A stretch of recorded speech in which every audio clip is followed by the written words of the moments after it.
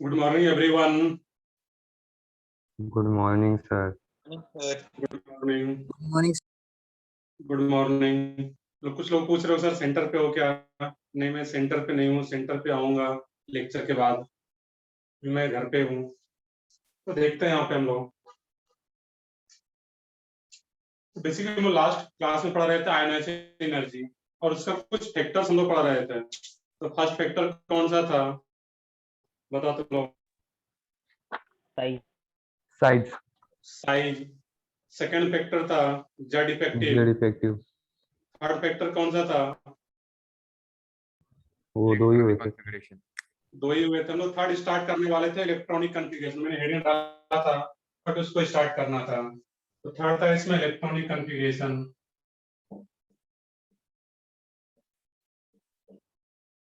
Electronic configuration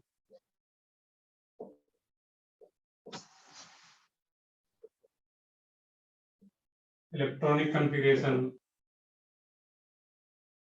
सबको proper visual भी है। सर बोर्ड पे अच्छा दिख रहा है। मतलब सब लोग बताओ प्रॉपर विजुअल है सबको? Yes sir. चलो ठीक है, फिर हम लोग स्टार्ट करते हैं इसमें। अब देखने जो इलेक्ट्रॉनिक कॉन्फ़िगरेशन फैक्टर आ रहा है यहाँ पे है। तो बेसिकली जो भी हम लोग देखिए पढ़े थे साइज का, तो साइज के साथ इसका रिलेशन क्या आ रहा था, इन्वर्सली प्रोपोर्शनल। और उसका मैंने एक एग्जांपल भी लिया था साइज के केस में, बट मैंने वहां पे सिर्फ ग्रुप का लिया हुआ था। अब हम लोग पीरियड की बात करें यहाँ पे, किसी भी एक पीरियड का, जैसे कि मान लीजिए lithium, beryllium, boron, carbon, nitrogen, oxygen, chlorine and neon. अब इसकी बात करें हम यहाँ पे, तो सबका कॉन्फ़िगरेशन लिख करके देखना होगा यहाँ पे। सबका कॉन्फ़िगरेशन लिखे हैं, तो सबका आउटर मोस्ट कॉन्फ़िगरेशन लिखना है यहाँ पे। तो लिथियम का आउटर मोस्ट कॉन्फ़िगरेशन लिखे हम लोग, तो वो क्या रहेगा इसमें यहाँ पे 1s2 2s1, ये 2s1 आ जाएगा। इसका आउटर मोस्ट कॉन्फ़िगरेशन 2s2, इसका भी outer most configuration 2s2 2p1। Carbon का क्या आ जाता है इसमें 2s2 2p2। नाइट्रोजन का क्या आ जाएगा 2s2 2p3।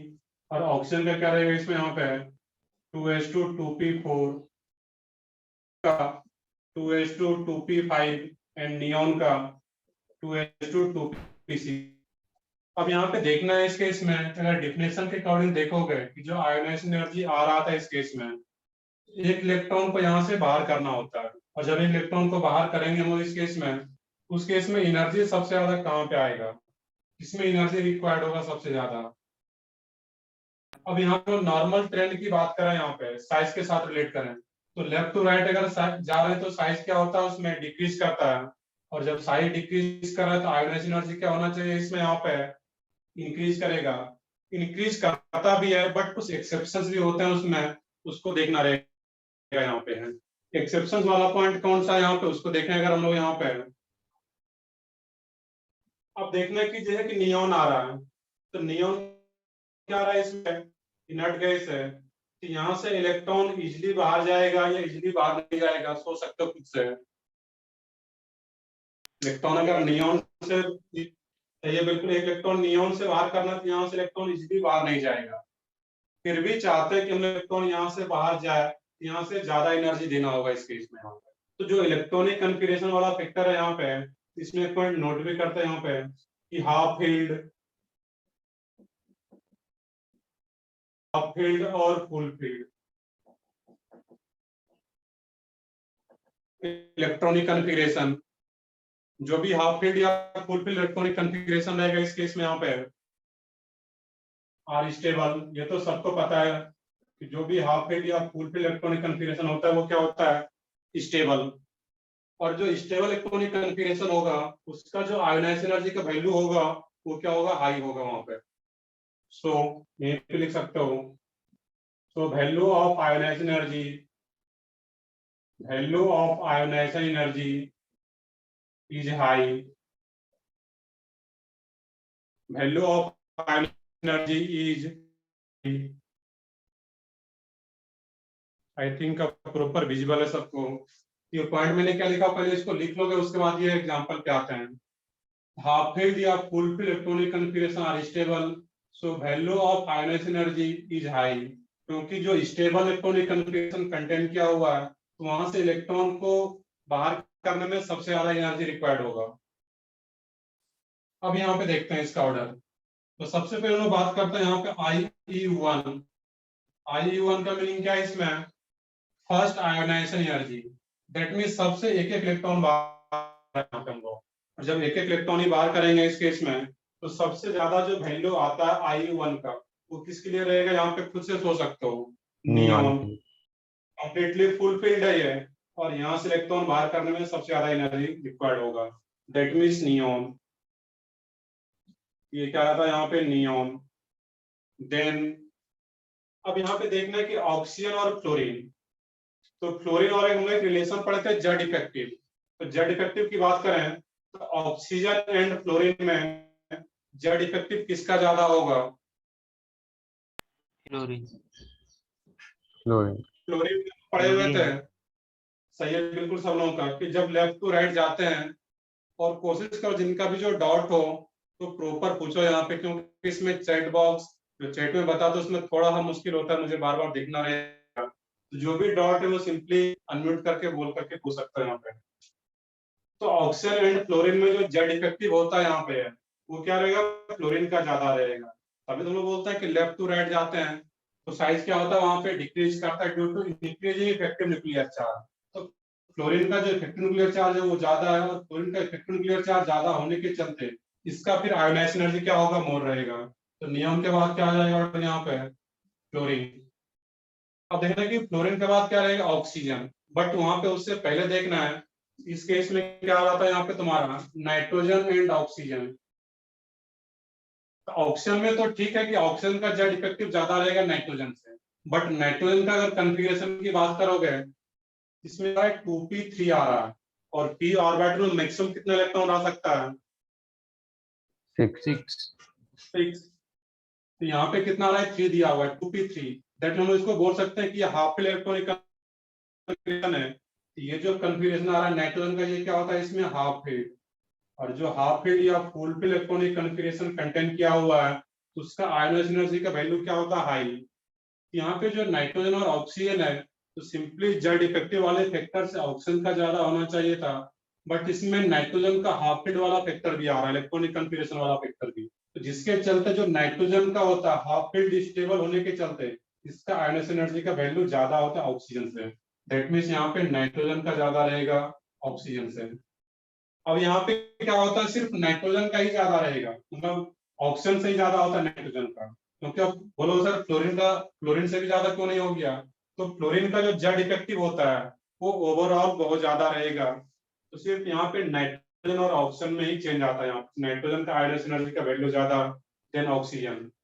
अब फिर कार्बन की बात करें यहाँ पे, तो नाइट्रोजन के बाद फिर क्या आ जाएगा? कार्बन। नॉर्मली जो आ रहा था ट्रेंड साइज के साथ रिलेशन। नेक्स्ट है इसमें, अब यहाँ पे बेरिलियम एंड बोरन। तो बेरिलियम का जब कन्फिगरेशन देखोगे, कंप्लीट कन्फिगरेशन लिखते हो यहाँ पे है 1s2, मैं यहाँ पे 1s2 ऐड कर दूं, और ये 1s2। तो देखना कि जो बेरिलियम का कन्फिगरेशन आ रहा है यहाँ पे है, इसमें क्या होता है? एक्चुअल में यहाँ पे है 1s2 2s2। ये किस तरीके से एक्ट कर रहा है? ये भी जो s है इसमें s ऑर्बिटल, तो दोनों s फुल फील्ड आ रहा है यहाँ पे। तो मेनली लोग आउटर मोस्ट ऑर्बिटल की बात करें यहाँ पे, ये क्या आ रहा है? Full field. एस में मैक्सिमम 2 ही इलेक्ट्रॉन हो सकता है, और 2 है भी यहाँ पे। ये क्या रहेगा यहाँ पे? Full field. और जब ये भी फुल फील्ड की तरह एक्ट कर रहा है यहाँ पे है, ये भी स्टेबल कन्फिगरेशन है, इसका जो आयोनाइजेशन एनर्जी का वैल्यू होता है अपने इसका जो एडजेसेंट एलिमेंट है इससे ज्यादा हो जाएगा यहाँ पर भी। यहाँ पर फिर बेरिलियम का ज्यादा हो जाएगा, देन बोरन, और सबसे लास्ट में लिथियम का। यहाँ पे जो चेंज हो रहा है वो कहाँ पे चेंज हो रहा है? जो याद रखना था यहाँ पे, नाइट्रोजन ऑक्सीजन एंड बेरिलियम और बोरन के बीच में। रीजन क्या था? नाइट्रोजन का क्यों स्लाइटली ज्यादा हो रहा था ऑक्सीजन से? Because of half field configuration. और बेरिलियम का क्यों ज्यादा हो रहा है बोरन से? Because of full filled electronic configuration. और जब फुल फील्ड है तो ये क्या होगा? स्टेबल रहेगा यहाँ पे। ये काफी इंपॉर्टेंट आयोनाइजेशन एनर्जी फर्स्ट की बात कर रहे हैं, ये काफी इंपॉर्टेंट ऑर्डर है। इसको नोट भी करो।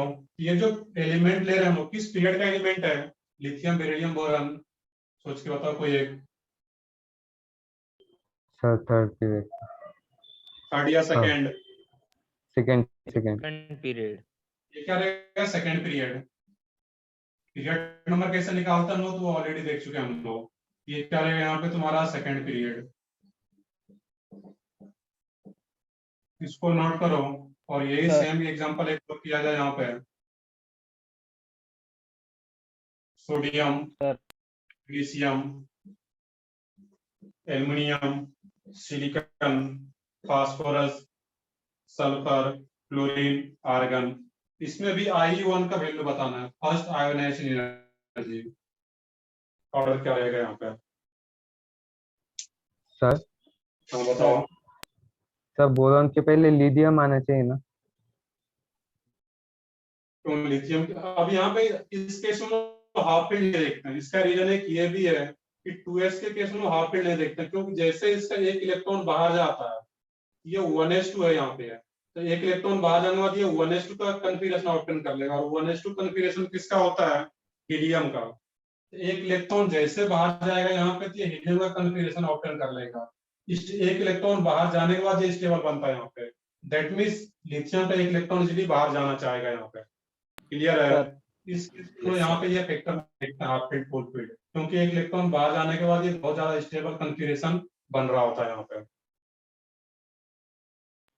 तो सर जो हमें जो चेंजिंग संडे की आता है टेस्ट का सिर्फ मैंने सिलेबस मिला है। अलाइन भी कर दिया यहाँ पे, बेरिलियम एंड बोरॉन और नाइट्रोजन ऑक्सीजन में ही चेंज आता है। सर हमें जो संडे की टेस्ट का सिलेबस मिला है सर, उसमें सिर्फ वो लिखा है ऐसा। संडे के सिलेबस में जो तुम्हें मिला है तो उसमें nomenclature, structural isomerism and structural identification भी आ रहा होगा। सर वो पीओसी नहीं है क्या सर? नहीं, पीओसी नहीं आएगा उसमें। Structural identification means catalytic hydrogenation जो लोग पढ़े थे, mono hydrogenation and ozonolysis, up to ozonolysis तक आएगा, पीओसी नहीं आएगा उसमें। सर वो मोनो प्रोडक्ट वाला क्या? बिल्कुल वो आएगा वहां पे। मैं तीनों का नेम लिख रहा हूँ यहाँ पे। वो क्या रहेगा उसके इसमें? Mono hydrogenation, catalytic hydrogenation and ozonolysis, ये तीन आएगा वहां पे। Thank you. पीओसी का पार्ट नहीं रहेगा।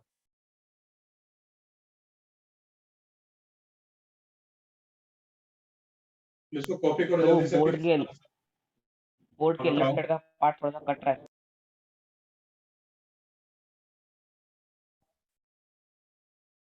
इस पार्ट में भी एक मिनट।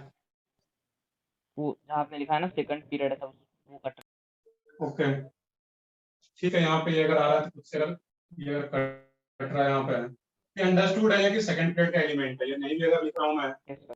इसको खुद से सोच सकते हैं ये क्या आ रहा है, सेकंड पीरियड का एलिमेंट सब था। ये थर्ड पीरियड का एलिमेंट का एग्जांपल, जिसको सोचने क्या रहेगा यहाँ पे।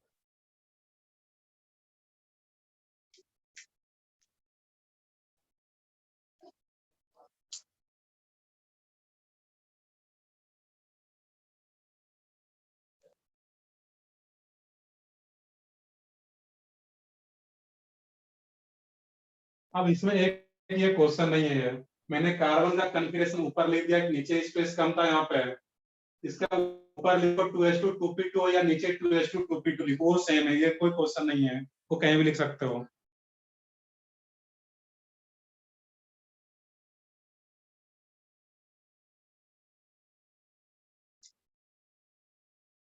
क्लियर है वहां पे? अब इस केस में ऑर्डर बताना यहाँ पे क्या रहेगा। Sodium, magnesium, aluminium, silicon, phosphorus.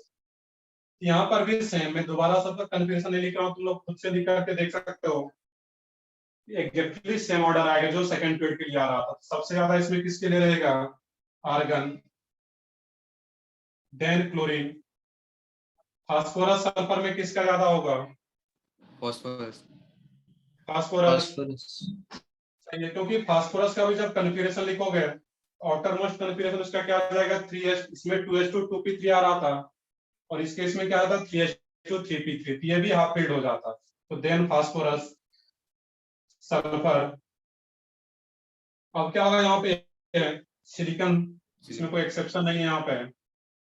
अब मैग्नीशियम और एल्युमिनियम की बात करें यहाँ पे, तो मैग्नीशियम और एल्युमिनियम की जब बात करेंगे यहाँ पे, तो मैग्नीशियम का कॉन्फ़िगरेशन क्या आ जाएगा? बेरिलियम की तरह ही, CH2 ये भी CH2 फुल फिल की तरह करेगा, that means magnesium, then aluminium, then sodium. Exactly same है, कुछ भी नया नहीं है इसमें। जो हम लोग सेकंड पीरियड के लिए देख रहे थे, बस इसमें थर्ड पीरियड का एलिमेंट आ रहा है। सर हाँ बताओ। सर आप वो फर्स्ट एक्सप्लेन कर सकते हो एक बार, मैं डिस्कनेक्ट हो गया था। फर्स्ट एग्जांपल में बस इतना ही था यहाँ पे। इस केस में जो भी फुल फील्ड या हाफ फील्ड कन्फिगरेशन होगा, मैंने क्लियरली लिखा हुआ भी है कि नाइट्रोजन का कन्फिगरेशन क्या होता है, हाफ फील्ड, और बेरिलियम का क्या हो रहा है यहाँ पे, फुल फील्ड के तरह एक्ट कर रहा है यहाँ पे। तो जो भी हाफ फील्ड या फुल फील्ड इलेक्ट्रॉनिक कन्फिगरेशन होता है वो क्या होता है, स्टेबल। और अगर स्टेबल आ रहा है तो उसका जो आयोनाइजेशन एनर्जी का वैल्यू होगा वो हाई होगा, क्योंकि जो स्टेबल इलेक्ट्रॉनिक कन्फिगरेशन है वहां से इलेक्ट्रॉन इजीली बाहर नहीं जाना चाहेगा।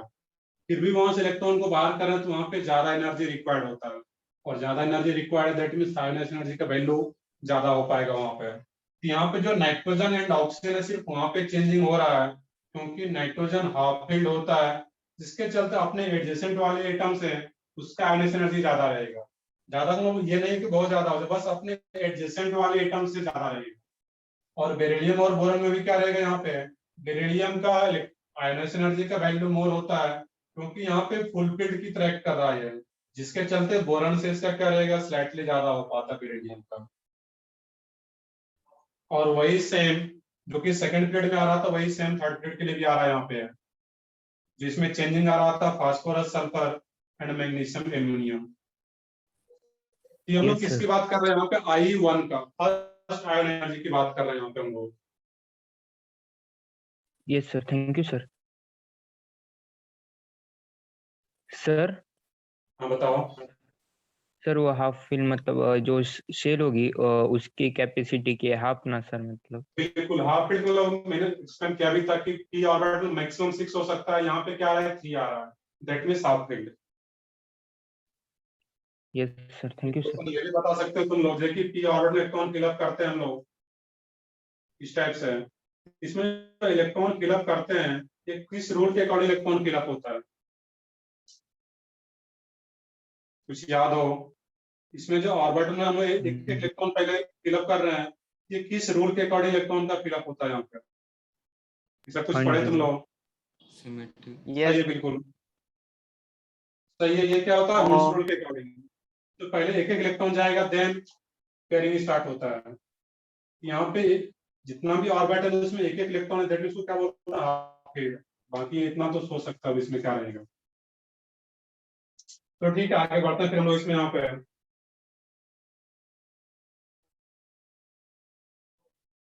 कर नोट डाउन कर लिया यहाँ तक, लास्ट तक सब लोग?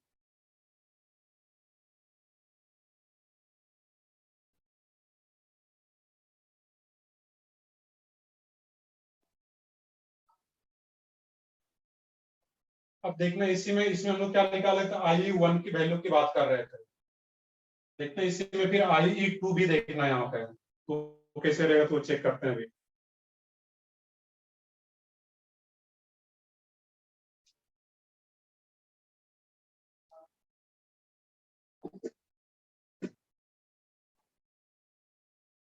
बताओ सब लोग, बताओ कॉपी कर लिया यहाँ तक?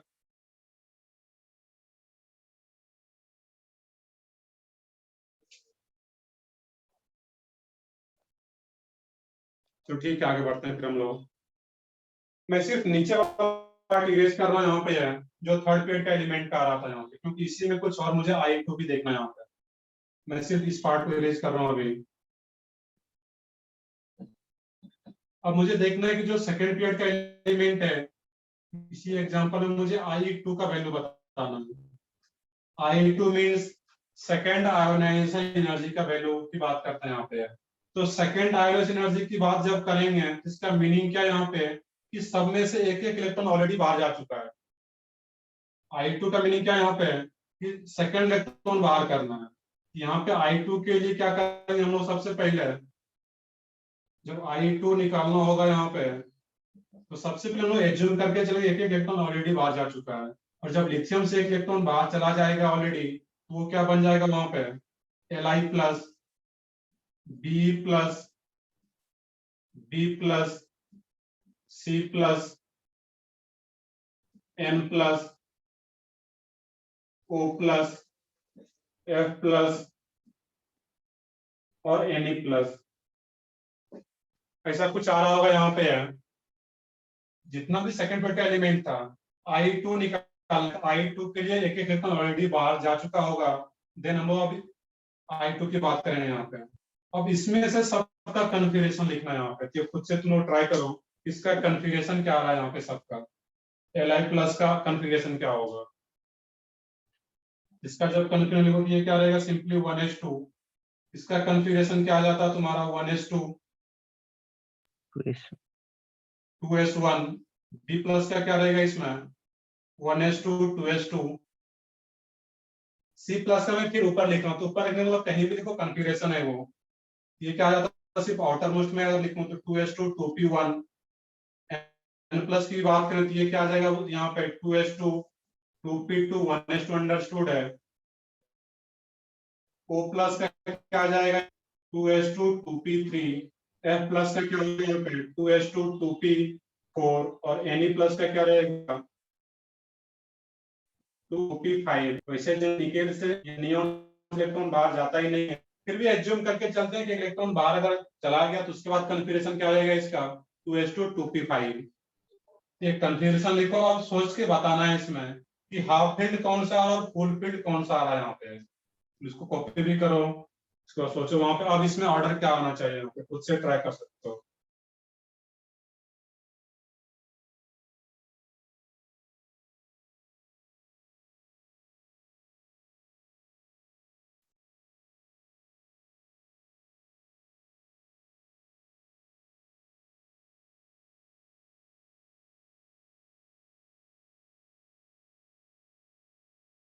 अब यहाँ पे देखने के अगर मैं एक क्वेश्चन पूछूं यहाँ पे कन्फिगरेशन देख करके कि सबसे मोस्ट स्टेबल ये है, सबसे ज्यादा आयोडाइज एनर्जी का वैल्यू किसके लिए आना चाहिए, Li प्लस।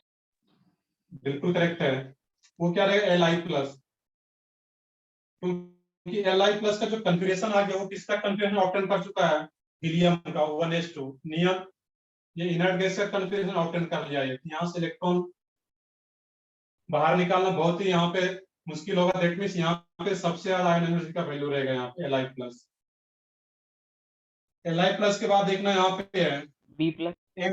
Ne प्लस, क्योंकि 2s2 2p5 इसका जेड इफेक्टिव बहुत ही ज्यादा रहेगा, 2s2 2p5 then Ne plus. Sir अब चेक करके बताना है कि O प्लस और F प्लस में किसका आयन एनर्जी का वैल्यू ज्यादा रहेगा। सर पर B प्लस स्टेबल सर। देखते हैं, अब देख Li प्लस क्या आ रहा है यहाँ पे है, एक इलेक्ट्रॉन ऑलरेडी इसका बाहर जा चुका है 1s2 का, अब उसमें से एक इलेक्ट्रॉन I2 लिख रहे हैं यहाँ पे, सेकंड आयन एनर्जी की बात कर रहे हैं। तो जब 1s2 आ रहा है यहाँ पे, तो यहाँ से इलेक्ट्रॉन बाहर करना बहुत ही मुश्किल रहेगा, क्योंकि ऑलरेडी ये बहुत ज्यादा स्टेबल है। सर तो इनर्ट गैस B प्लस से भी कन्फिगरेशन करना ऑप्टेन मुश्किल कर रहेगा ना लिया। सर। आप फिर से बताओ B क्या प्लस बोल रहे हो। बोरॉन, वो जो बोरॉन का आयन रहेगा उसका ज्यादा रहेगा ना सर लिथियम के बाद। नहीं, लिथियम के बाद बोरॉन का, इसलिए नहीं देखते क्या रहेगा यहाँ पे बाकी।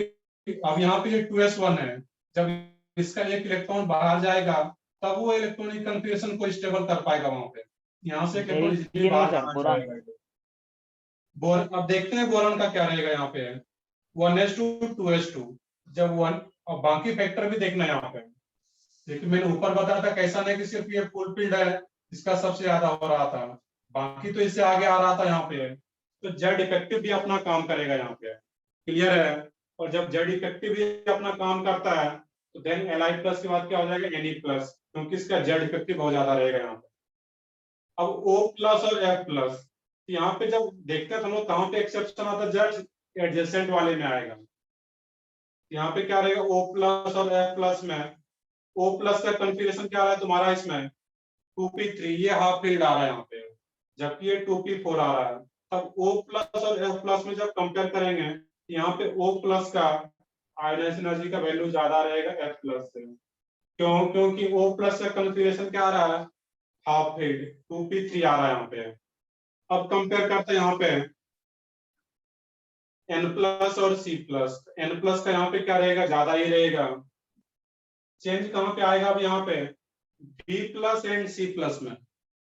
तो B plus and C plus की बात करें अगर हम लोग यहाँ पे, तो B प्लस कैसा आ रहा है यहाँ पे 1:2:2, ये फुल फील्ड की तरह आ रहा है। यहाँ पे मैं शॉर्ट में लिख देता हूँ फुल फील्ड। अब जब ये फुल फील्ड है तो अपने एडजेसेंट वाले से इसका आयनेशन एनर्जी ज्यादा रहेगा। ज्यादा तो है बट किससे ज्यादा होगा, जस्ट अपने एडजेसेंट वाले से। दैट मींस ये क्या आ जाता है यहाँ पे ऑर्डर, बी प्लस देन सी, और सबसे लास्ट में किसका रहेगा यहाँ पे, बी प्लस का। क्या होता है यहाँ पे, कोई डाउट हो तो आप पूछो यहाँ पे। सर आप वो बी और सी का बता सकते हो क्या? बी प्लस और सी प्लस, तो बी प्लस और सी प्लस का तो मैं यहाँ पे लिखा हुआ हूँ कि सी प्लस का कंफ्यूजन क्या है, 2:2p1, जबकि बी प्लस का क्या रहा था यहाँ पे 1:2:2। ये जो 2:2 आ रहा है ये full field S orbital full field की तरह एक्ट कर रहा है यहाँ पे, और जब फुल फील्ड की तरह एक्ट कर रहा है तो बी प्लस का आयनाइजेशन एनर्जी ज्यादा होगा सी प्लस से। जैसे कि यहाँ पे देख रहे थे सिंपली, यहाँ पे क्या था 2:2:2p1, यहाँ पे ये आ रहा था 2:2:2p1। तो बेरिलियम का जैसे ज्यादा था उसी तरह यहाँ पे किसका ज्यादा हो जाएगा, बी प्लस, क्योंकि यहाँ पे अभी 1:2:2 आ रहा है इस केस में। तो जहां भी हाफ फील्ड या फुल फील्ड आ रहा है वो अपने एडजेसेंट वाले से उसका आयनेशन एनर्जी क्या होगा, ज्यादा रहेगा। और Li प्लस का तो ये मोर स्टेबल इनर्ट गैस का कॉन्फ़िगरेशन ऑब्टेन किया हुआ है, इसका तो सबसे ज्यादा। सर वैसे जनरली क्वेश्चन जो पूछा जाता है I1 ही पूछा जाता है, सेकंड ये फर्स्ट आयनेशन एनर्जी। बट अगर I2 भी अगर किसी क्वेश्चन में पूछ लिया जाए उसके लिए मैं यहाँ पे बता रहा हूँ, तो I2 जब बताना हो तो उसमें पहले से एक इलेक्ट्रॉन ऑलरेडी बाहर जा चुका होगा, देन उसका कन्फिग्रेशन लिखना है और उसके बाद फिर ये ऑर्डर बता पाओगे वहाँ पे I2 का। सर हाँ बताओ। सर जो Li प्लस और बी प्लस है सर, उसमें उन दोनों का सबसेल तो फुलफिल है सर, नहीं तो वो उसमें फुल वो फील्ड तो है बट ये फुल फील्ड की तरह एक्ट कर रहा है, इसको हम इनर्ट गैस नहीं बोलते हैं। फुल फील्ड तो है बट ये इनर्ट गैस नहीं है ये। लेकिन 1:2 जो फुल फील्ड है ये किसका कन्फिग्रेशन को ऑब्टेन कर लिया है, हीलियम का। हीलियम का यही कन्फिग्रेशन होता है 1:2।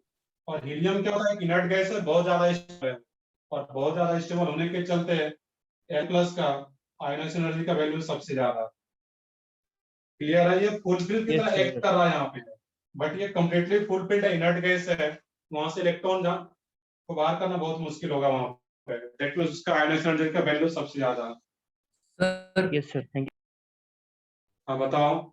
सर वो सी एन और एफ के ऊपर क्यों लिखे, या उसका मतलब सिर्फ ऊपर लिखे या उसका कुछ अलग मीनिंग? कुछ रीजन है, मैंने बताया भी था, यहाँ पे स्पेस कम होता है, अगर दोनों को नीचे लिखा जाए कि ये यहाँ तक यही आ गया, ओके सर। इसमें अगर नीचे लिखता तो ये फिर आस क्लोज हो जाता काफी। बस इसका यही रीजन है कि ये स्पेस कम था नीचे ऊपर लिखा, और कोई रीजन नहीं है इसका। Okay sir. चलो ठीक है।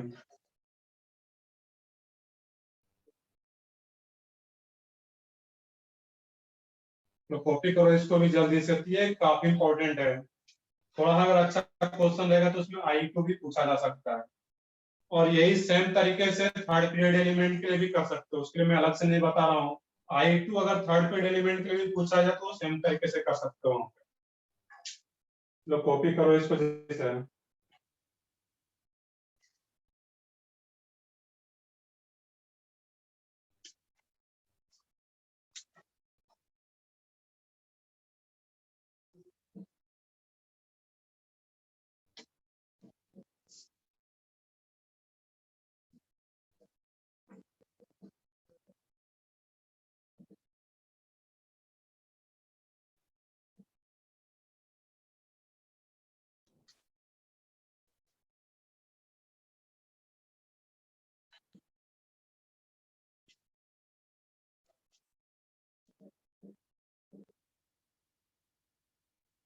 फर्स्ट पॉइंट है इसमें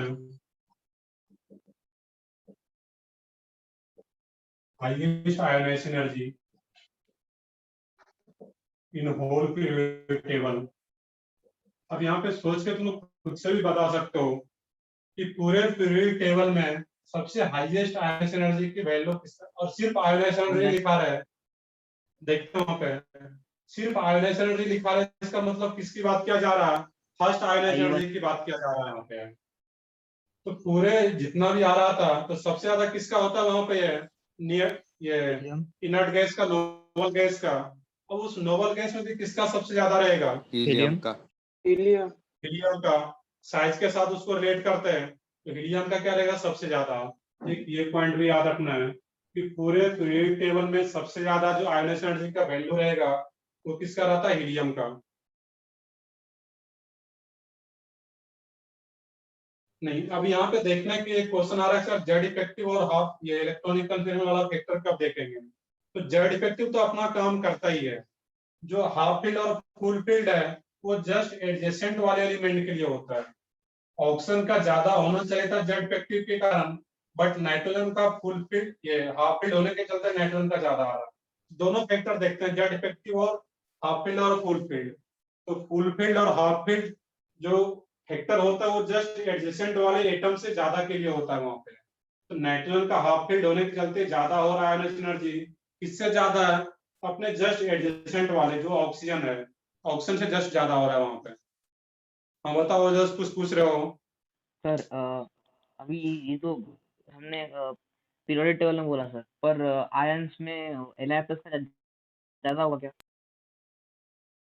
एलआई में यहाँ पे देखना है कि लिथियम का, मैं एलिमेंट की बात कर रहा Li हूँ, प्लस। क्या आयंस के फॉर्म में आ गया। वही मैं बता रहा हूँ कि एलआई प्लस क्या आ रहा है, ये आयंस के फॉर्म में आ गया। ये सेकंड आयोनाइजेशन एनर्जी की बात कर रहे हैं और यहाँ पे सिर्फ आई लिखा गया है, दैट मीन हम लोग फर्स्ट आयोनाइजेशन एनर्जी की बात कर रहे हैं। ओके तो सर। जितना भी एलिमेंट है उसमें हम लोग फर्स्ट आयोनाइजेशन एनर्जी कंपेयर कर रहे हैं। और जब फर्स्ट आयोनाइजेशन एनर्जी कंपेयर करेंगे उसमें सबसे ज्यादा किसका होता है? हीलियम का। क्लियर अब यहाँ पे? Yes sir. हम लोग एटम से थैंक यू इलेक्ट्रॉन को बाहर कर रहे हैं, वहां पे एक इलेक्ट्रॉन को दिए तो ऑलरेडी आयन के फॉर्म में है, इसके हम लोग बात नहीं करेंगे। हम सेकंड पॉइंट है इसमें lowest ionisation energy in whole periodic table, वो किस एलिमेंट का रहेगा? हाइड्रोजन नहीं, सीजियम फ्रांसियम। ये फ्रांसियम का हो सकता है, बट वो रेडियो एक्टिव है, उसका प्रॉपर्टी बिल्कुल अलग होता है। सीजियम। उसको हम लोग फ्रांसियम का नाम लेकर के क्या लेते हैं? सीजियम। क्लियर है? उसी ग्रुप का उसके सीजियम के जस्ट नीचे फ्रांसियम भी है, बट फ्रांसियम एक रेडियो एक्टिव एलिमेंट है। उसका प्रॉपर्टी, उसका सारा कुछ स्टडी हम लोग अलग तरीके से करते हैं, तो उसको हम लोग बात नहीं करते यहाँ पे रेडियो एक्टिव का। तो मेनली यहाँ पे क्या आ जाएगा तुम्हारा? सीजियम। ये दोनों भी इंपॉर्टेंट पॉइंट, इसको याद रखना है कि पूरे पीरियोडिक टेबल में सबसे लोएस्ट किसका रहेगा? सीजियम का। और इसी के चलते सीजियम का आयोनाइजेशन एनर्जी का वैल्यू लोएस्ट है। दैट मींस यहाँ से इलेक्ट्रॉन सबसे इजीली बाहर जा रहा होगा, ये सबसे अच्छा मेटल रहेगा यहाँ पे।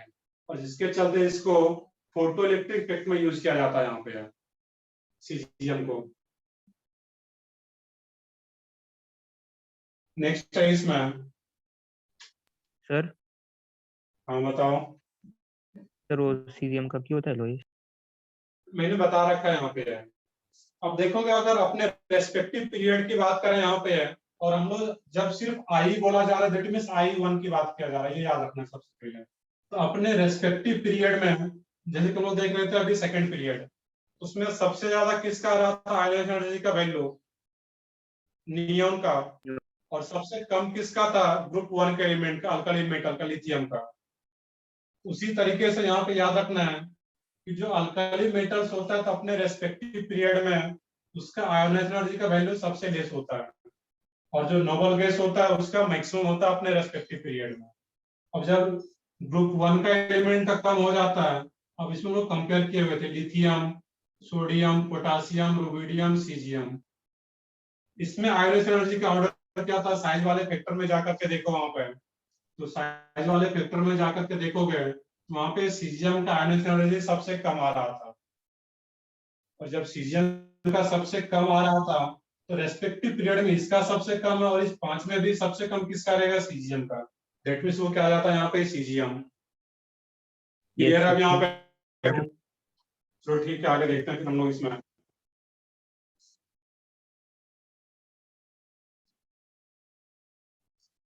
देखिए इसमें एक क्वेश्चन यहाँ पे लिखना न्यूमेरिकल टाइप का यहाँ पे है।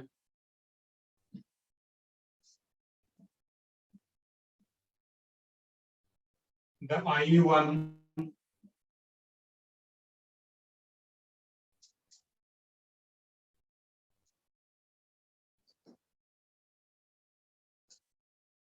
the I1, I2, I3, IE4 and IE5.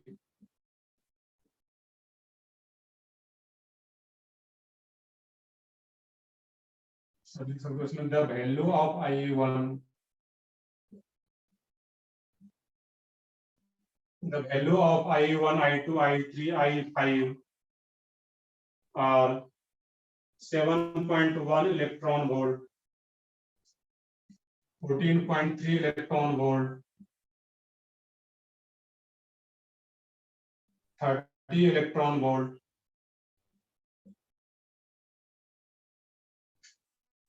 44.5 electron volt, and 160 electron volt, respectively. The element is most likely to be. The element is most likely to be. Option है यहाँ पे magnesium, aluminium, silicon, D phosphorus. Question note करो फिर देखते हैं इसको समझते भी हैं यहाँ पे। The value of I1, I2, I3, IE4 and IE5 are 7.1 electron volt, 14.3 electron volt, 30 electron volt, 44.5 electron volt and 160 electron volt respectively. ये कोई रैंडम सा डाटा यहाँ पे है। The element is most likely to be, किस element पे ये data given है यहाँ पे वो गेस करना है यहाँ पे। तो कोशिश करो, अगर सिर्फ नोट करो यहाँ पे सोच सकते हो तो सोचो, बाकी लोग करते हैं इस क्वेश्चन को भी। कुछ लोगों का आंसर आ भी रहा है।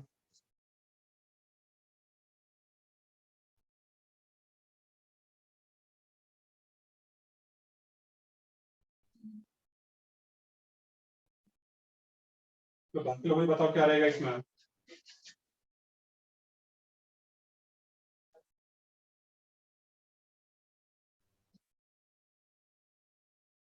तो देखते हैं यहाँ पे क्वेश्चन नोट कर लिया होगा। पवन का आंसर SI चेक कर लेते हैं यहाँ पे।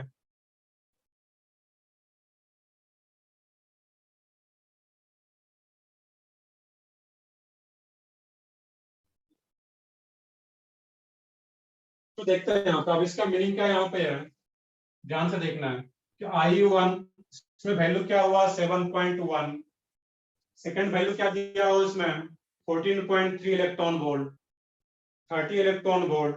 इसमें जो डिफरेंस आ रहा है क्या रहा था 7.1, 14.3, 7 का डिफरेंस आ रहा है। 14.3 के बाद जो डिफरेंस आ रहा है 30 का, मतलब 30 electron volt, that means almost 16 के आसपास का डिफरेंस आ रहा है। यहाँ भी जो डिफरेंस आ रहा है ऑलमोस्ट 14 का, बट इसके बाद जो डिफरेंस आ रहा है 44.5 के बाद जो वैल्यू आ रहा है वो क्या आ रहा है 160 इलेक्ट्रॉन वोल्ट। इसका मीनिंग क्या, यहाँ पे कंक्लूजन क्या निकाल सकते हो कि फर्स्ट इलेक्ट्रॉन तो इजीली बाहर जा रहा होगा, सेकेंड, थर्ड, फोर्थ तक तो इजीली बाहर जा रहा है, बट फिफ्थ इलेक्ट्रॉन जब बाहर जा रहा होगा उसका, उसमें बहुत ज्यादा एनर्जी रिक्वायर्ड हो रहा है, और बहुत ज्यादा एनर्जी रिक्वायर्ड हो रहा है। इसका मीनिंग क्या वहां पे है, कहीं ना कहीं वो स्टेबल कन्फिगरेशन को ऑब्टेन कर लिया होगा, और स्टेबल कन्फिगरेशन को ऑब्टेन कर लिया होगा। मेनली यहाँ पे सबसे ज्यादा स्टेबल कौन सा रहता है, दैट मींस नियॉन गैस के कन्फिगरेशन को ऑब्टेन कर लेगा, चाहे वो हीलियम हो, नियॉन हो, आर्गन हो, किसी इनर्ट गैस कन्फिगरेशन को ऑब्टेन कर लेता है वहां पे। यहाँ पे जो आंसर रहेगा तुम्हारा वो क्या रहता है सिलिकॉन। उसको चेक भी करते हैं यहाँ पे कि सिलिकॉन क्यों आ रहा है यहाँ पे, क्योंकि सिलिकॉन में क्या होगा, जब एक इलेक्ट्रॉन को बाहर करोगे यहाँ पे है Si+ में से एक इलेक्ट्रॉन और को बाहर करोगे यहाँ पे Si+2, इसमें से एक इलेक्ट्रॉन और को बाहर करोगे यहाँ पे Si+3, Si+3 में एक इलेक्ट्रॉन और बाहर करोगे इसमें Si+4। बट जैसे Si+4 से इलेक्ट्रॉन को बाहर करने जाओगे क्योंकि SiO4 का कॉन्फ़िगरेशन क्या आ चुका है यहाँ पे, कॉन्फ़िगरेशन लिखो Si4 का, Si+4 का। जब Si+4 का कॉन्फ़िगरेशन लिखोगे यहाँ पे, तो मैं ऊपर लिख देता हूँ कि ये क्या आ जाता है यहाँ पे 1s2 2s2 2p6। ये हम नियॉन का कॉन्फ़िगरेशन ऑब्टेन कर लिया है। दैट मींस बहुत ज्यादा स्टेबल हो गया यहाँ से। अब यहाँ से इलेक्ट्रॉन बाहर करने में बहुत ज्यादा एनर्जी रिक्वायर्ड होगा, और बहुत ज्यादा एनर्जी रिक्वायर्ड आ रहा है, दैट मींस ये वैल्यू यहाँ पे गिवन दिया हुआ है। ये आंसर क्या आ जाता है इस केस में यहाँ पे, सिलिकॉन, क्योंकि 4 इलेक्ट्रॉन इजिली बाहर जा रहा है। अब इसी क्वेश्चन में अगर स्लाइड चेंज कर दिया जाए, इस क्वेश्चन को समझ गए, मैं कुछ रैंडम सा अगर डाटा ले लूं यहाँ पे कि IU1 का वैल्यू कुछ दिया हुआ है 20, सेकंड के लिए फिर दिया हुआ है 40, कुछ रैंडम सा डाटा है 60, और फिर अचानक से यहाँ पे कुछ वैल्यू आया तुम्हारा 240 इलेक्ट्रॉन वोल्ट। ये अगर डेटा गिवन होता है यहाँ पे, तो फिर इस ऑप्शन में से कौन सा आंसर आता है यहाँ पे? एल्यूमिनियम। एल्यूमिनियम। एल्यूमिनियम। तो क्या रहता है एल्यूमिनियम, क्योंकि यहाँ पे क्या हो रहा है, 3 इलेक्ट्रॉन तो इजीली बाहर जा रहा है, बट 4th इलेक्ट्रॉन जब बाहर जाएगा तो उसमें बहुत ज्यादा एनर्जी रिक्वायर्ड है। दैट मींस वो आंसर क्या आता है, एल्यूमिनियम। क्लियर है? क्वेश्चन अब क्लियर होना चाहिए, ऐसा नहीं कि मैंने रैंडम सा लिया है। अब इस टाइप का भी डेटा अगर आ रहा है, दैट मींस 3 इलेक्ट्रॉन इजीली बाहर जा रहा है, 4था इलेक्ट्रॉन इजीली बाहर नहीं जाएगा वहां पे। आंसर क्या आता है, एल्यूमिनियम। इसको भी नोट करो, एक अच्छा क्वेश्चन आता है यहाँ पे, पॉइंट में इसके बेसिस पे कंक्लूजन भी लिखते हैं यहाँ पे।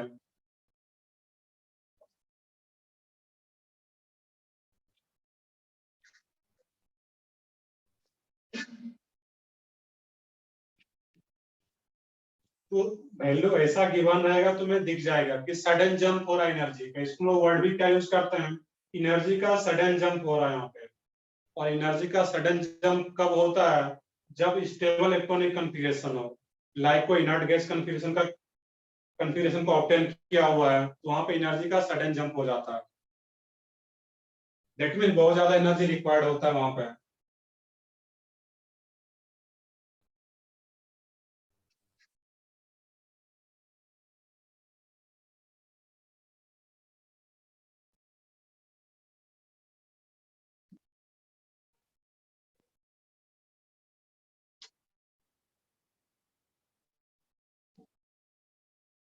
एक पॉइंट यहाँ पे कॉपी भी करते हैं।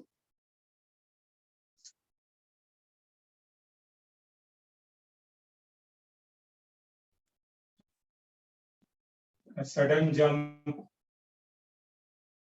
in the values of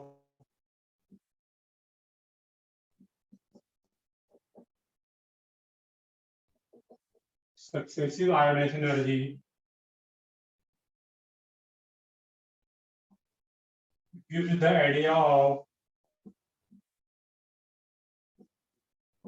number of valence electron, gives the idea of number of valence electron, gives the idea of number of valence electron, और इसको ऐड कर सकते थे present in the atom, present in the atom। तो इसको note करो, इसके basis पे भी एक क्वेश्चन कर लेते हैं हम लोग यहाँ पे।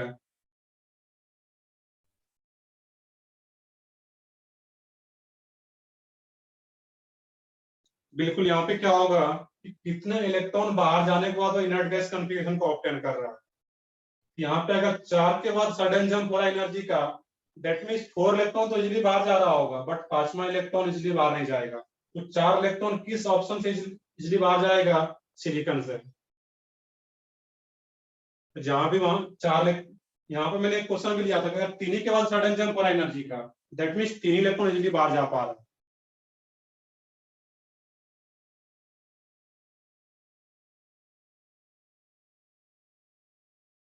अब इस पॉइंट का मीनिंग देखना है यहाँ पे कि sudden jump in the value of successive ionisation energy gives the idea of number of valence electron present in the atom। अब इसमें पूछा जाए यहाँ पे है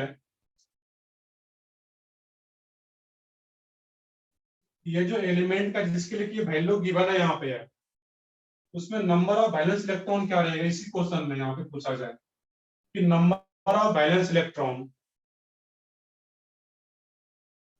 बताओ कोई है किसमें, इसी सेम क्वेश्चन में यहाँ पे अब इसका नंबर ऑफ बैलेंस इलेक्ट्रॉन पूछ लिया जाए एलिमेंट का, और उसके इसमें ऑप्शन तुम्हें दिया जाए 3, 4 4, 5 और 6। बैलेंस इलेक्ट्रॉन क्या होता है, आउटर मोस्ट ऑर्बिट में प्रेजेंट इलेक्ट्रॉन जो कि बाहर जा सकता है। इसका आंसर क्या आ जाएगा यहाँ पे, लिखना नहीं समझ लो यहाँ पे इस पॉइंट का मीनिंग क्या था जो मैंने नोट लिखा हुआ है। 3। सही है, इसमें ये क्या आ जाता है यहाँ पे बी, क्योंकि यहाँ पे हो क्या रहा है क्लियरली देख पा रहा है, जब यही डेटा यहाँ पे गिवन है इसमें से 4 इलेक्ट्रॉन इजीली बाहर जा रहा है। यहाँ पे होता क्या है इस केस में, जब सिलिकॉन का कन्फिग्रेशन लिखोगे 1s2 2s2 2p6 3s2 3p2, ये 4 इलेक्ट्रॉन तो इजीली बाहर जा पा रहा है, और 4 इलेक्ट्रॉन बाहर जाने के बाद ये इनर्ट गैस कन्फिग्रेशन को ऑब्टेन कर रहा है। दैट मींस जो इलेक्ट्रॉन बाहर जा रहा है दैट मींस वो बॉन्डिंग में पार्टिसिपेट करेगा, और जो बाहर जाकर के बॉन्डिंग में पार्टिसिपेट कर रहा है उसी को हम लोग बोलते हैं balance electron. Outer most orbit में प्रेजेंट इलेक्ट्रॉन को क्या बोला हम लोग, बैलेंस इलेक्ट्रॉन। ये 4 इलेक्ट्रॉन इजीली बाहर जा सकता है, दैट मींस इसका नंबर ऑफ बैलेंस इलेक्ट्रॉन क्या हो जाएगा इस एलिमेंट का, 4। इसमें भी किसी को डाउट पूछ सकता है यहाँ पे, तो जितना इलेक्ट्रॉन इजीली बाहर जा पा रहा सडन जंप से पहले उतना ही उसका बैलेंस इलेक्ट्रॉन हो जाएगा।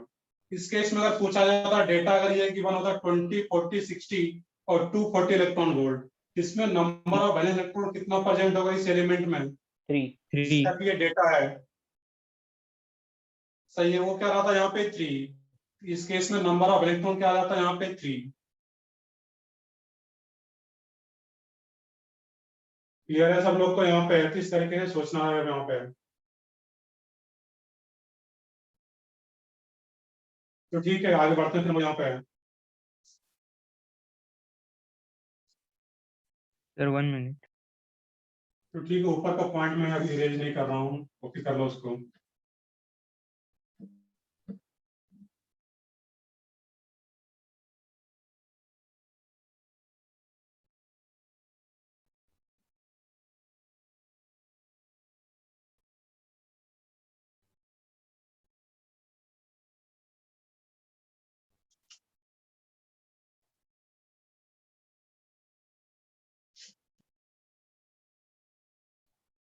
एक पॉइंट और भी है उसको भी नोट कर लेते हैं यहाँ पे, मेटालिक कैरेक्टर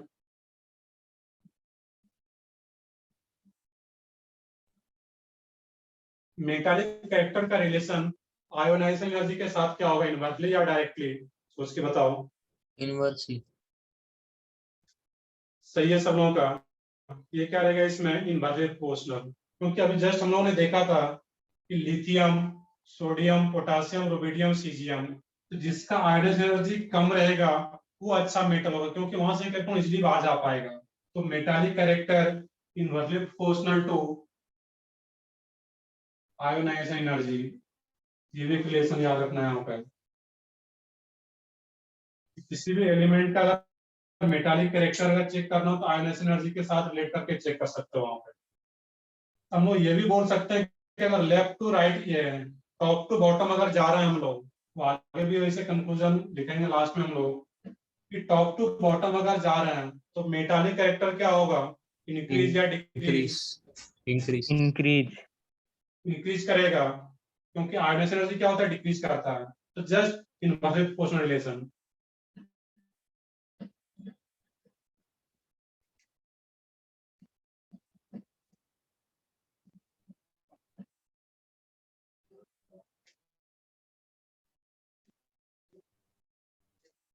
एक पॉइंट और लिख सकते हो, वैसे हम ऑलरेडी देख चुके हैं वहां पे,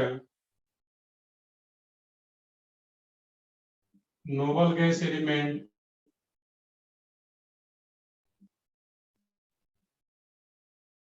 have maximum ionization energy in their respective period. in their respective period. और हम यहाँ पे I1 की बात करते हैं, फर्स्ट आयनिक एनर्जी की बात करते हैं, अगर कुछ भी मेंशन नहीं है I1 या I2। सर ये And- नोट में ही है ना? बिल्कुल ये नोट में ही है, उसी में है, ये सेकंड पॉइंट नोट में ही लिख सकते हो ये भी। और इसका मीनिंग ऑलरेडी हम लोग समझ चुके हैं एग्जांपल से। Noble gas element have maximum ionization energy in their respective period, and alkali metal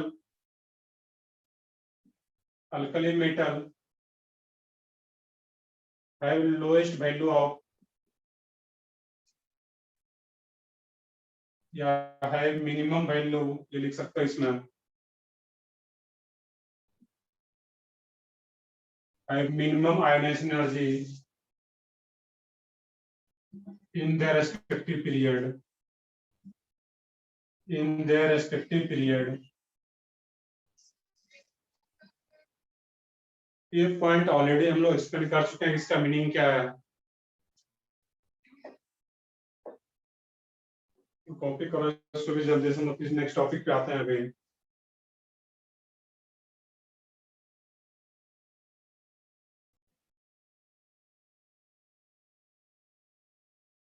ये तो हम लोग देख रहे थे आयोनाइजेशन एनर्जी या आयोनाइजेशन एंथैल्पी।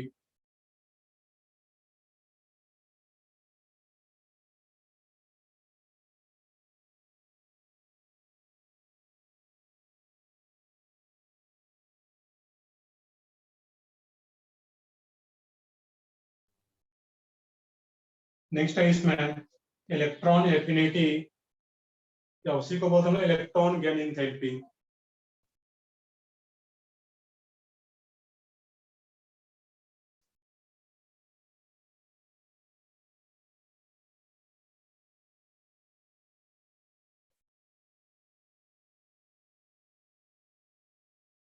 तो ठीक, मैं ऊपर का ही रेज करता हूँ, पॉइंट नोट करो लास्ट का।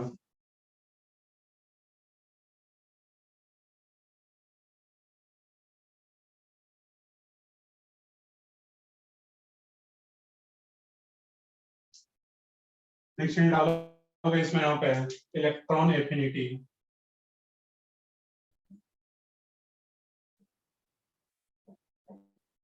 Electron affinity new point. नहीं, ये पॉइंट नहीं है, नया टॉपिक है, ये नेक्स्ट टॉपिक है। ये आयोनाइजेशन एनर्जी अभी तक हम लोग देख रहे थे, ये नेक्स्ट टॉपिक है इसमें। Yes sir, thank you. Electron affinity और electron gain enthalpy. Electron gain enthalpy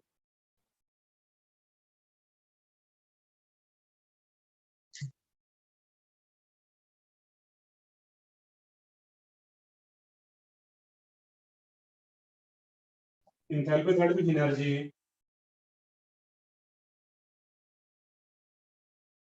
electron affinity और इलेक्ट्रॉन गेन एंथैल्पी।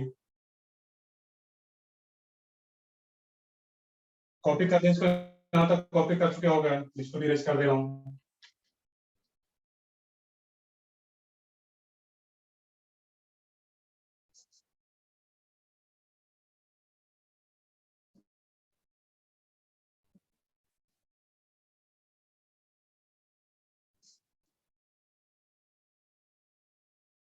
अब इसका ये डिफिनेशन क्या होता है, इन्हीं को याद हो, 10th में पढ़े हो, इलेक्ट्रॉन एफिनिटी।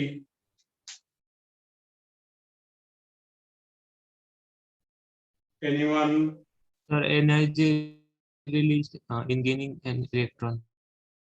सही है, बिल्कुल। तो आयोनाइजेशन एनर्जी का जस्ट उल्टा होता है। आयोनाइजेशन एनर्जी में हम लोग क्या कर रहे थे, एक इलेक्ट्रॉन को ऐड कर रहे थे, सॉरी एक इलेक्ट्रॉन को रिमूव कर रहे थे, उसका जस्ट उल्टा इसमें। यहाँ पे इसमें क्या होता है, एक इलेक्ट्रॉन को गेन करता है जो भी एलिमेंट रहेगा, और उस प्रोसेस में जो एनर्जी रिलीज होता है, यहाँ पे एक पॉइंट ये याद रखना है कि उसमें एनर्जी रिक्वायर्ड हो रहा था आयोनाइजेशन एनर्जी में, और इस प्रोसेस में क्या होता है, एनर्जी रिलीज होता है। यहाँ पे इसका भी डेफिनेशन लिख लोगे पहले।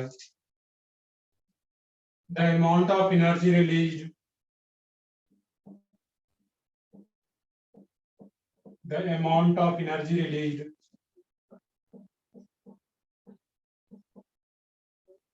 the amount of energy released when an electron is added, when an electron is added to an isolated gaseous atom, to an isolated gaseous atom to produce a monovalent anion, to produce a monovalent anion, monovalent anion is called electron affinity, is called electron affinity.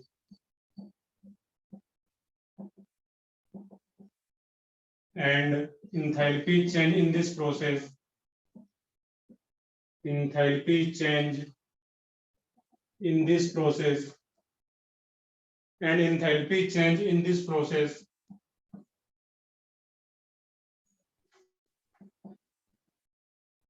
enthalpy change in this process are called electron gain enthalpy.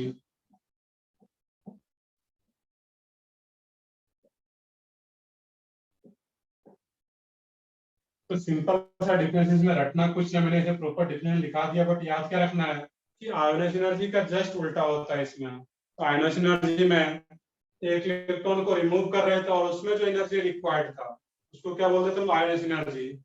इसमें क्या होता है, जब electron को add किया जाता है, when electron is added, और उसमें इस प्रोसेस में जो एनर्जी रिलीज होता है उसी को क्या बोलते हैं हम लोग, इलेक्ट्रॉन एफिनिटी या इलेक्ट्रॉन गेन एंथैल्पी। और किसमें इलेक्ट्रॉन ऐड करेंगे, यहाँ पर भी हम लोग आइसोलेटेड गैसियस एटम, ये याद रखना है यहाँ पे। ये डिफिनेशन मैंने उसमें भी लिखाया था कि जब एक इलेक्ट्रॉन को रिमूव कर रहे थे किसी एटम से तो वो कैसा एटम होना चाहिए था, isolated gaseous atom. That means वो गैसियस फेज में हो और वो आइसोलेटेड हो, किसी दूसरे एटम के साथ बॉन्डेड नहीं हो। सर हाँ बताओ। सर आयोनाइजेशन एनर्जी में भी तो रिलीज ही होता था एनर्जी, जब वो इलेक्ट्रॉन निकलता था बाहर। तो एक बार डिफिनेशन रीड करो आयोनाइजेशन एनर्जी का क्या था। तुम डिफिनेशन स्टार्ट में जहाँ पढ़े नहीं थे, सर, सॉरी, वो एनर्जी लगता था उसके लिए। उसमें सॉरी क्या होता सर। था, एनर्जी रिक्वायर्ड होता था, एनर्जी बाहर से देना होता था वहां पे। दैट मींस वो एंडोथर्मिक प्रोसेस था। और ये जो प्रोसेस में एनर्जी रिलीज हो रहा है ये क्या एक्सोथर्मिक। प्रोसेस होगा, एक्सोथर्मिक। बाकी वो थर्मोडायनामिक्स का पार्ट है, endothermic exothermic, but basic clear होना चाहिए यहाँ पे। इसमें एनर्जी रिलीज होता है इस प्रोसेस में।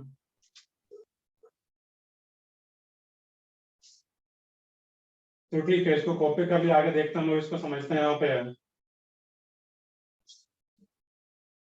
अब यहाँ पे कोई भी आ रहा है इस केस में ए, कोई भी एलिमेंट है यहाँ पे और वो किस फेज में हो, गैसियस फेज में, और इसमें एक इलेक्ट्रॉन को ऐड किया जा रहा होगा यहाँ पे, ये क्या बन जाएगा यहाँ पे, ए माइनस एनायन बन जाएगा यहाँ पे।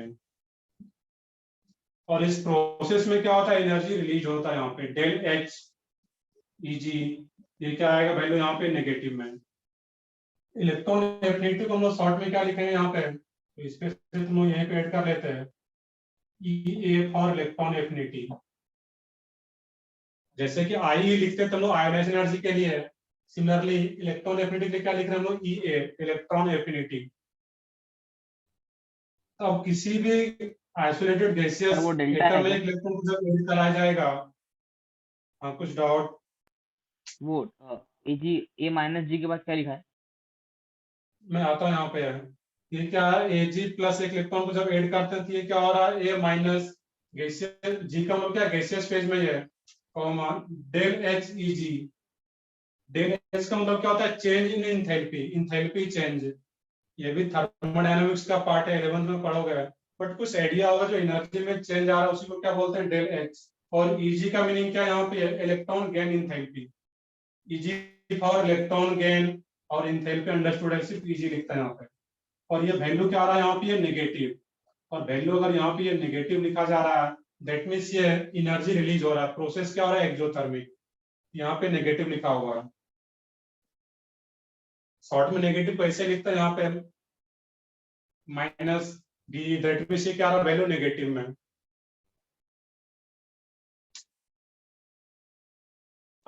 अब देखना यहाँ पे है, जब एक इलेक्ट्रॉन ऐड हो गया इस केस में तो ये क्या बन गया यहाँ पे, एनायन। और इसी को क्या बोला, to produce a monovalent anion. अब इस केस में देखना, जब एक इलेक्ट्रॉन को ऐड कर रहे हैं तो इसको हम लोग क्या बोल सकते हैं यहाँ पे, EA1। EA1 का मीनिंग क्या है, फर्स्ट इलेक्ट्रॉन एफिनिटी। अब यहाँ पे देखना है कि अगर एक इलेक्ट्रॉन और भी ऐड किया जाए, तो यहाँ पे एक पॉइंट लिख लो यहाँ पे नोट में कि first electron affinity is an exothermic process. क्यों एक्सोथर्मिक, क्योंकि इसमें एनर्जी रिलीज हो रहा है यहाँ पे, एक्सोथर्मिक प्रोसेस। अब एक क्वेश्चन यहाँ पे ये सोचना है कि अगर हम लोग सेकेंड इलेक्ट्रॉन एफिनिटी की बात करें, EA2 की बात करें यहाँ पे, तो वो इंडोथर्मिक होगा या एक्सोथर्मिक, वो सोचना है यहाँ पे। ये तो फर्स्ट पॉइंट आ रहा था इसमें।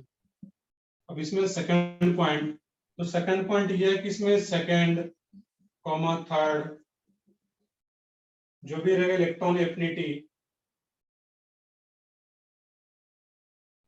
सही आ रहा है कौशल के, इसमें क्या रहेगा यहाँ पे, endothermic.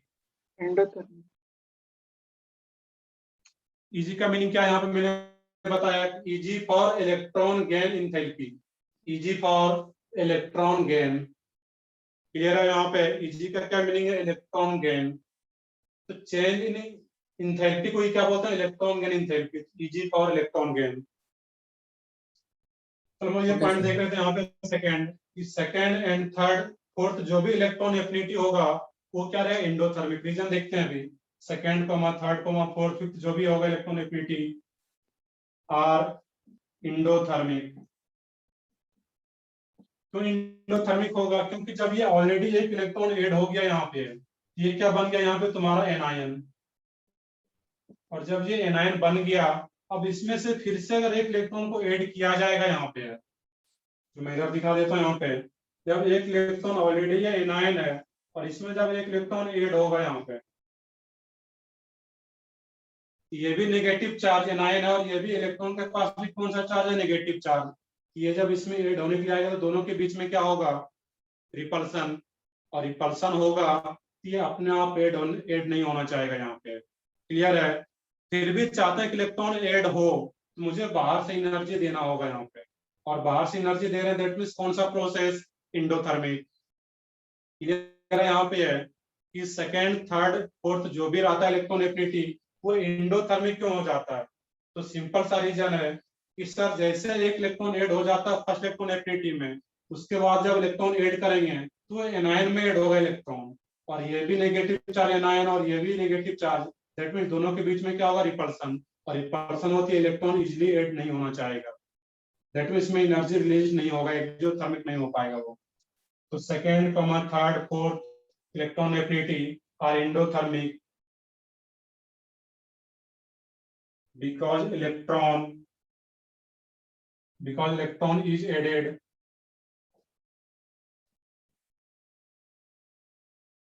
to an anion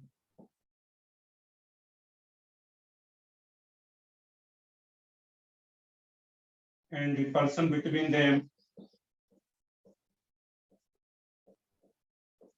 takes place। Last अगर नहीं दिख रहा है तो खुद से लिख लोगे, यहाँ पे मैंने एक्सप्लेन कर दिया है। रीजन क्या था इसका, इस सेकेंड इलेक्ट्रॉन एफिनिटी या थर्ड जो भी रहेगा वो इंडोथर्मिक है। क्यों इंडोथर्मिक, क्योंकि इलेक्ट्रॉन एनायन में ऐड हो रहा है और एनायन और इलेक्ट्रॉन के बीच में क्या होगा, रिपल्सन। और रिपल्सन और इलेक्ट्रॉन इजीली ऐड नहीं होना चाहिए। ये भी एक क्वेश्चन पूछा जाता है इसमें यहाँ पे कि फर्स्ट इलेक्ट्रॉन एफिनिटी एक्सोथर्मिक या इंडोथर्मिक, वो तो एक्सोथर्मिक है, बाकी का जो प्रोसेस है सेकेंड थर्ड फोर्थ वो इंडोथर्मिक रहेगा। क्लियर है सब लोगों को यहाँ तक, ये पॉइंट क्लियर है सबको? Yes sir. चलो ठीक है, ये इसका डेफिनेशन और ये दो इंपॉर्टेंट पॉइंट याद रखना था।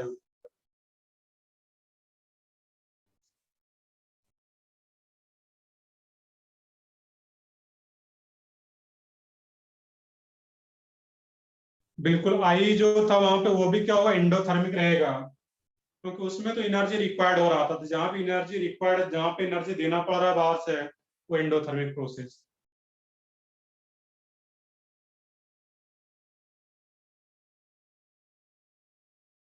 और जो भी डाउट है क्लियरली अनम्यूट करके पूछोगे यहाँ पे है, क्योंकि चैट बॉक्स में बोर्ड पे जो मैं करा रहा होता हूँ तो थोड़ा सा मुश्किल होता है चैट बॉक्स को देख पाना।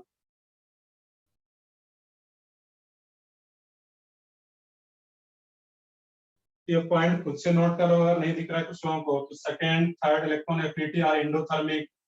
तो endothermic because electron is added to an anion, electron anion में ऐड हो रहा होता है, जिसके चलते उसके बीच में क्या होगा, repulsion, and repulsion between them takes place. तो इसके भी अलग अलग फैक्टर है, उसको देखते हैं यहाँ पे हम लोग।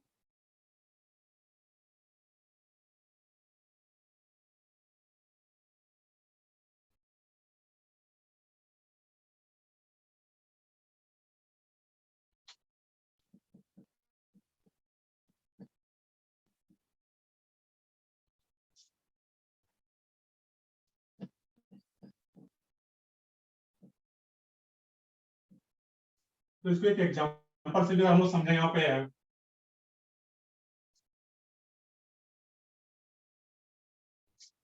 इसके अगर कुछ एग्जांपल आ रहा हो, ऑक्सीजन हो, गैसियस फॉर्म, इसमें जब एक इलेक्ट्रॉन को ऐड किया जाएगा, ये क्या बन जाता है, O। और इसमें जो एक्सपेरिमेंटल वैल्यू आता है ऑक्सीजन का, वो कुछ 141 किलो जूल पर मोल, माइनस में 141 किलो जूल पर मोल, ये तो यूनिट है उसका एनर्जी का। नेक्स्ट इसमें यहाँ पे जब O माइनस ऑलरेडी बन गया है, और जैसे ही O माइनस बन जाता है यहाँ पे, अब इसमें हर एक इलेक्ट्रॉन को ऐड करने के लिए जाएंगे यहाँ पे, ये जैसे O2 माइनस बनता है यहाँ पे, बट इसमें जो डेल एच का वैल्यू आता है यहाँ पे वो प्लस 780 किलो जूल पर मोल। और डेल एच का वैल्यू अगर प्लस में लिखा जा रहा है, दैट मीन्स ये कौन सा प्रोसेस होगा, इंडोथर्मिक। डेल एच का वैल्यू नेगेटिव में लिखा जा रहा है, दैट मीन्स ये एक्सोथर्मिक। क्लियर है यहाँ पे, तो इस तरीके से रहेगा यहाँ पे। तो क्लियरली देख पा रहे हो कि जैसे एक इलेक्ट्रॉन ऑलरेडी एनायन बन गया यहाँ पे, उसके बाद जब एक इलेक्ट्रॉन ऐड करते हैं तो बहुत ज्यादा एनर्जी रिक्वायर्ड होता है यहाँ पे, दैट मीन्स ये क्या प्रोसेस होता है यहाँ पे, इंडोथर्मिक। तो बस इसी पॉइंट के लिए मैंने एक एग्जांपल एक्सप्लेन कर दिया यहाँ पे, कि जो कि एक्सपेरिमेंटल डेटा यहाँ पे है। नेक्स्ट है इसमें factors affecting electron affinity, factors affecting electron affinity, electron affinity.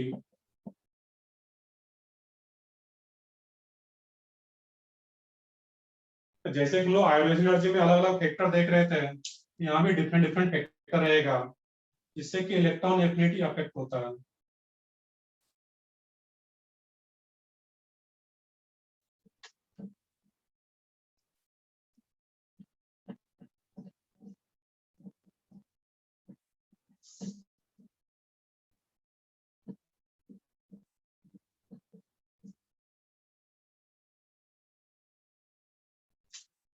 First factor है इसमें भी साइज का।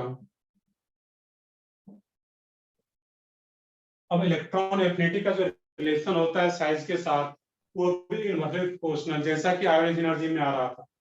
एक पॉइंट यहाँ पे लिख लेते हैं, electron affinity inversely proportional to size.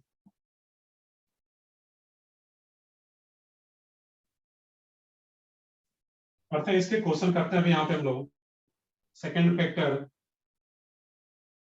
Z effective,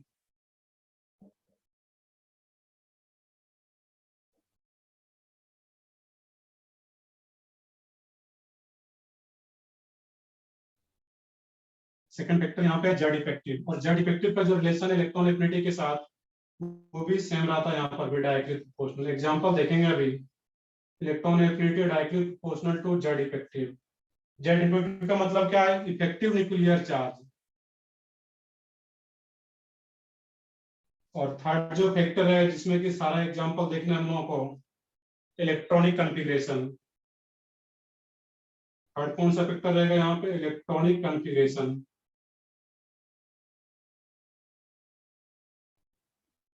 electronic configuration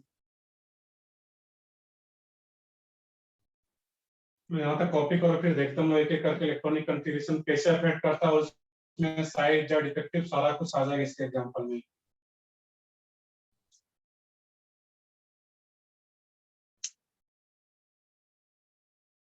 तो दोनों को एक साथ याद रख सकते हो कि electron affinity and ionisation energy दोनों का रिलेशन साइज के साथ इनवर्सली प्रोपोर्शनल।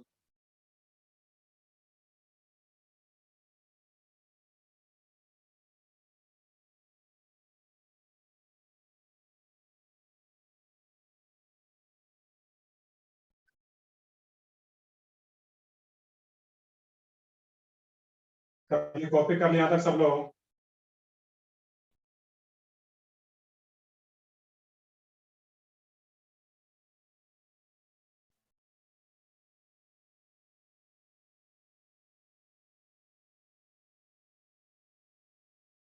तो देखते हैं इसमें इलेक्ट्रॉनिक कन्फिग्रेशन, तो देखते हैं वो यहाँ पे है।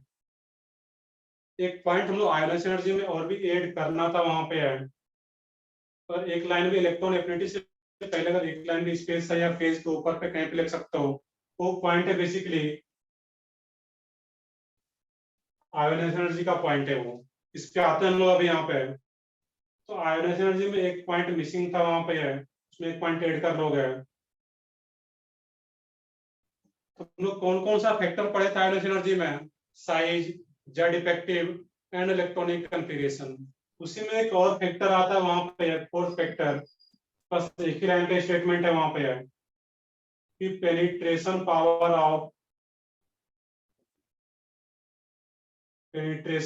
Of subshell.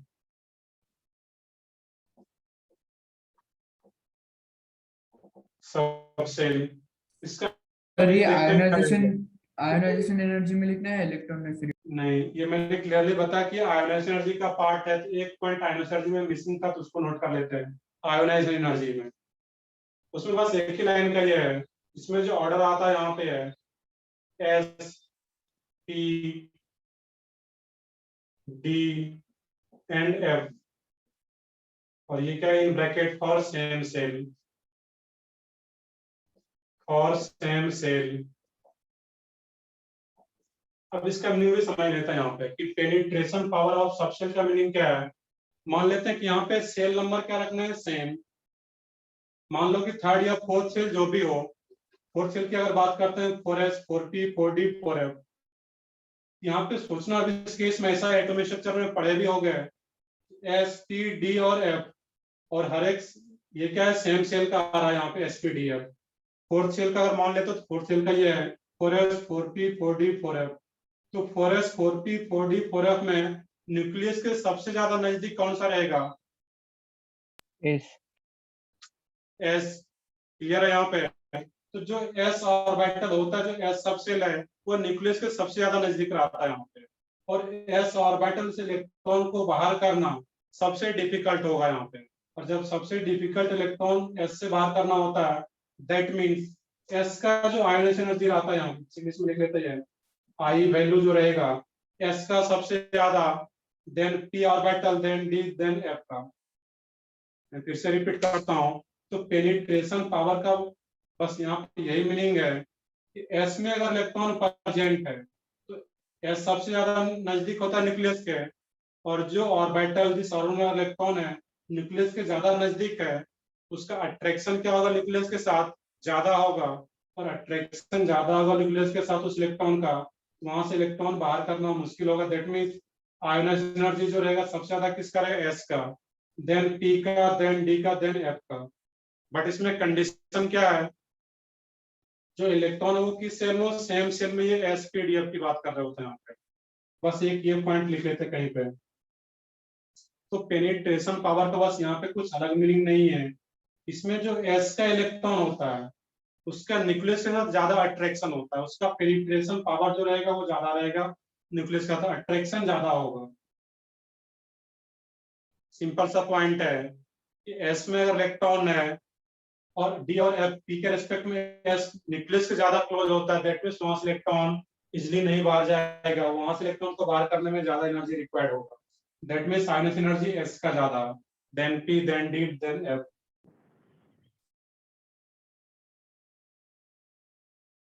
ये पॉइंट बस एक सिंपल सा पॉइंट था जो कि आयोनाइज एनर्जी में कहीं भी जहाँ पे स्पेस है उसको ऐड कर सकते हो।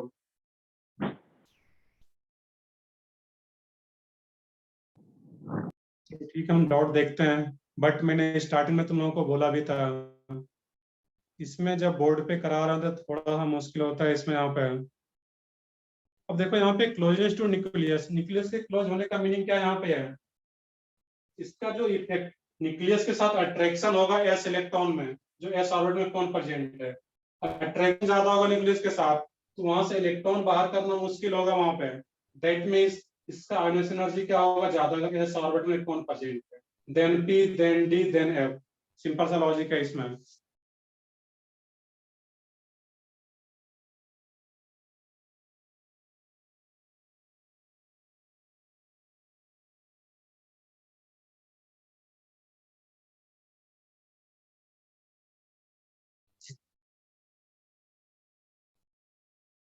तो ठीक है, इसको तो अलग कॉपी कर लेते, पॉइंट उसमें था।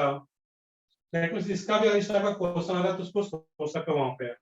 जितने भी डिफरेंट टाइप के क्वेश्चन हो सकते हैं आयोनाइज एनर्जी में, हम लोग सारे यहाँ पे कर पा रहे हैं। तो हम लोग आते हैं यहाँ पे इलेक्ट्रॉनिक कन्फिगरेशन वाले फैक्टर पे। इलेक्ट्रॉनिक कन्फिगरेशन कैसे बाकी को अफेक्ट करता है, कर ले, इस पॉइंट को कॉपी कर ले सब लोग, मैं इसको रेज कर दे रहा हूँ अभी यहाँ पे।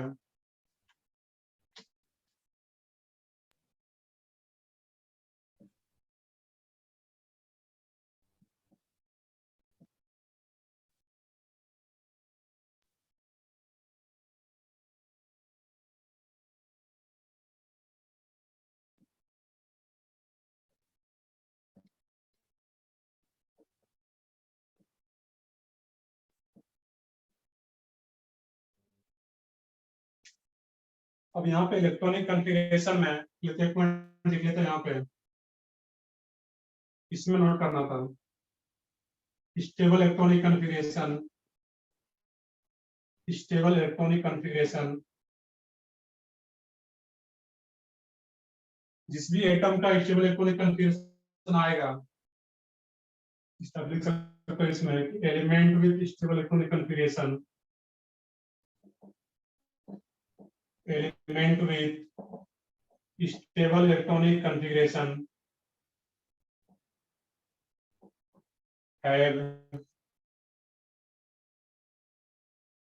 lower value, the minimum value of electron affinity,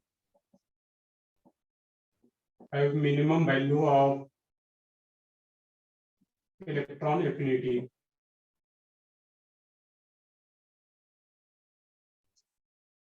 element with stable electronic configuration, और स्टेबल इलेक्ट्रॉनिक कन्फिगरेशन किसकी बात करते हैं, वो हाफ फील्ड या full field. Have minimum value of electron affinity, electron affinity का वैल्यू क्या होगा उसमें मिनिमम। दैट मीन्स जीरो के क्लोज होता है या इवन पॉजिटिव में ही होता है। अब एक पॉइंट देखोगे यहाँ पे, इलेक्ट्रॉन एफिनिटी में हम लोग जब भी बात करेंगे तो फर्स्ट इलेक्ट्रॉन एफिनिटी की बात कर रहे होंगे, क्योंकि इसमें second electron affinity endothermic process हो जाता है, उसकी हम लोग कभी बात नहीं करेंगे।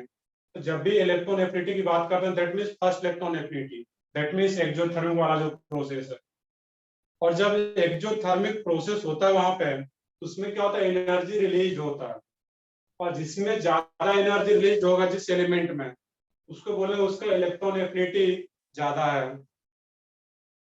मैं फिर से रिपीट कर रहा हूँ इस पॉइंट को कि इलेक्ट्रॉन एफिनिटी ज्यादा आने का क्या मीनिंग है वहां पे, तो जिस भी एलिमेंट में जब इलेक्ट्रॉन को ऐड किया जा रहा है उसमें जो नेगेटिव में वैल्यू आ रहा है, तो जिसमें नेगेटिव में वैल्यू ज्यादा आएगा दैट मीन हम उस एलिमेंट का इलेक्ट्रॉन एफिनिटी का वैल्यू ज्यादा बोलेंगे। क्लियर है कि यहाँ पे जो इलेक्ट्रॉन एफिनिटी का वैल्यू मोर या लेस कंपेयर करेंगे वो नेगेटिव साइन के साथ। तो नेगेटिव साइन के साथ, नेगेटिव साइन का मतलब क्या है, एनर्जी रिलीज हो रहा है, तो जिसमें ज्यादा एनर्जी रिलीज होगा उसके लिए इलेक्ट्रॉन एफिनिटी का वैल्यू क्या रहेगा वहां पे, ज्यादा हो पाएगा।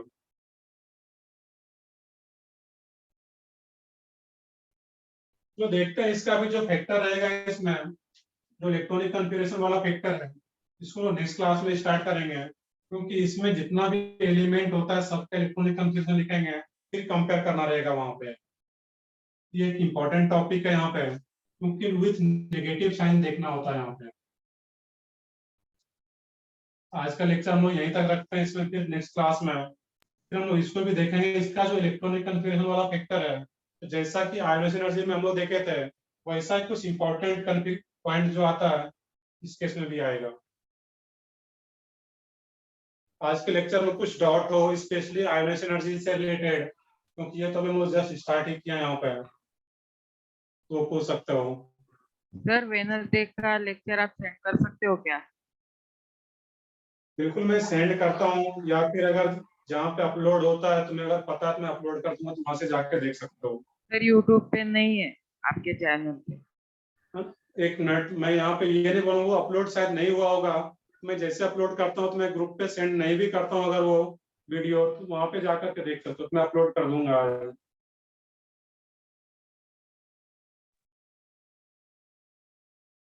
तो ठीक है, और भी कोई डाउट बाकी? सर? हाँ बताओ। सर वो हम सेकंड इलेक्ट्रॉनिक एफिनिटी देखी थी ना सर, उसमें वो एंडोथर्मिक रिएक्शन होता था, तो सर उसमें जो इलेक्ट्रॉन सर ऐड करते थे सर वो ए माइनस में मतलब एनायन में, तो सर उसमें वो ऐड करने के लिए जो एनर्जी लगती थी सर वो एनर्जी ऐड करने के लिए लगती थी ना सर, उसमें वो हाई एनर्जी बिल्कुल लगती एनर्जी, थी तो। बिल्कुल इसमें जो एनर्जी लगता था ऐड करने के लिए, हमारा क्वेश्चन क्या है? यस सर, मुझे लगा कि वो सेकंड इलेक्ट्रॉन एफिनिटी ना, तो उसमें एंडोथर्मिक होगा तो उसमें रिमूव हो जाएगा, ऐसा लगा। नहीं, उसमें एंडोथर्मिक मतलब कि इलेक्ट्रॉन बस ये एनर्जी बाहर से दे रहे हैं, बस उसका ये मीनिंग है वहां पे। Yes sir. सर फिर वो आयोनाइजेशन जैसा नहीं हो जाएगा ना सर, क्योंकि वो बिल्कुल हो जाएगा, तो उसके हिस्सा हो जाएगा, इसलिए हम लोग मेनली इलेक्ट्रॉन एफिनिटी में फर्स्ट की बात करते हैं, सेकंड की बात नहीं करते हैं। Yes sir, thank you sir. तो एक और डाउट आ रहा था इसमें, देख लेते हैं इसको भी हम लोग। बिल्कुल वहां पे हम लोग क्या बात करते हैं, मैग्नीट्यूड वाइज बात करेंगे वहां पे, जिसका नेगेटिव में वैल्यू ज्यादा होगा, नेगेटिव साइन सिर्फ क्या इंडिकेट करता है कि एनर्जी रिलीज हो रहा है, जिसका नेगेटिव में मैग्नीट्यूड, ये मैग्नीट्यूड जिसका ज्यादा होगा उसी का इलेक्ट्रॉन एफिनिटी हम लोग क्या बोलेंगे, ज्यादा रहेगा वहां पे। तो negative sign only indicates it is a exothermic process, energy release हो रहा है वहां पे। जिसमें ज्यादा एनर्जी रिलीज होगा, जिसमें ज्यादा वैल्यू आएगा नेगेटिव साइन के साथ, उसका इलेक्ट्रॉन एफिनिटी का वैल्यू क्या रहेगा, ज्यादा रहेगा। क्लियर है कौशल अब?